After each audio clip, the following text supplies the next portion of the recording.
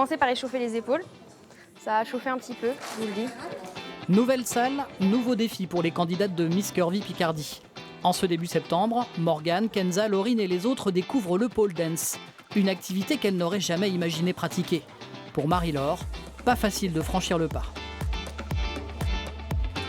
C'est super compliqué de se mettre en avant parce que j'ai pas l'habitude d'être en avant, j'ai pas l'habitude de me mettre en avant. Je suis,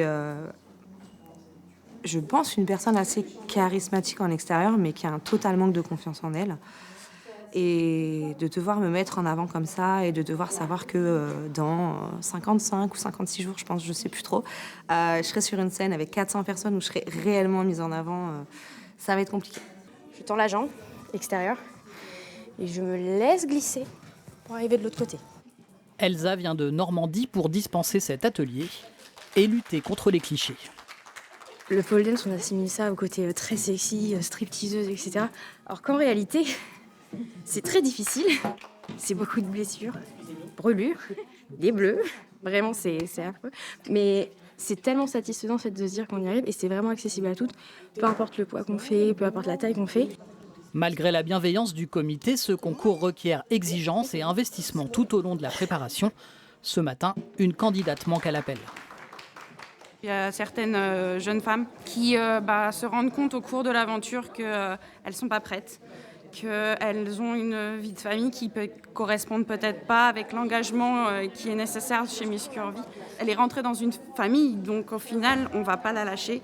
Et voilà, j'ai un petit clin d'œil, donc bisous à Audrey, voilà. Ce qui pourrait être super intéressant, ça serait un petit atelier réseaux sociaux, pour vous familiariser avec les réseaux sociaux, pour avoir les bons codes, pour vous permettre de vous lancer en toute confiance, en ayant les bons outils. Assumer son image physiquement, mais aussi mentalement. Un travail sur soi qui passe aujourd'hui par une mise en avant sur Internet. Cet après-midi, le comité a invité l'influenceuse Tani, suivie par 80 000 personnes, pour soutenir les candidates dans le développement de contenu.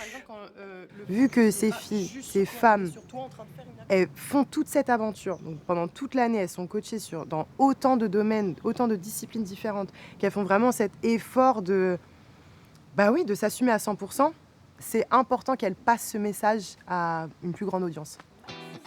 Exercice pratique, les filles ont un quart d'heure pour élaborer une vidéo de 3 minutes sur leur aventure Miss Curvy. Je me suis rendu compte qu'au final, j'ai pas envie que mes complexes définissent qui je suis et comment je dois mener ma vie, etc. J'ai pas forcément pleinement confiance en moi, mais j'essaye de passer au-dessus de tout ça parce qu'on s'en fiche. On s'en fiche. Une expérience qui permet de prendre du recul pour se raconter. Ne reste plus qu'à la partager avec les internautes. Marie-Laure se lance.